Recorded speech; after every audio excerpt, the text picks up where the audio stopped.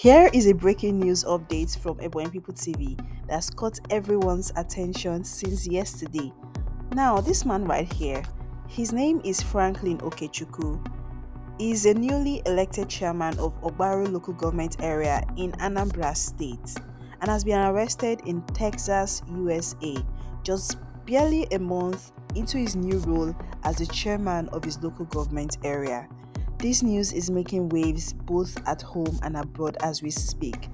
Now, according to a statement released on Tuesday by the US Department of Justice, DOJ, this man is a 40-year-old man and was taken into custody by the FBI upon his arrival in Texas. Okechukwu faces a 14-count charge tied to a massive 3.3 million US dollars romance scam known as the Yahoo that targeted vulnerable women. Now, if found guilty, he could face up to 20 years in prison. The DOJ revealed that Franklin Okechukwu operated under various aliases such as Giovanni on popular dating platforms like Match, Zoox, and Christian Cafe.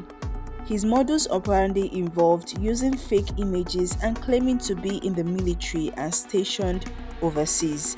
This allowed him to avoid in-person meetings and spin elaborate tales to solicit funds from his victims. One victim, who was defrauded in 2020, believed she was helping him pay a military fine of 150,000 US dollars for supposedly revealing his location. In total, she lost a staggering 2.4 million US dollars. Another case involved a second victim in 2019 who was persuaded to transfer at least 330,000 US dollars after being told the funds were needed to manage his father's death. Franklin Okechukwu also convinced a third victim to trust him with investment, leading her to transfer 270,000 US dollars into a cryptocurrency account he controlled.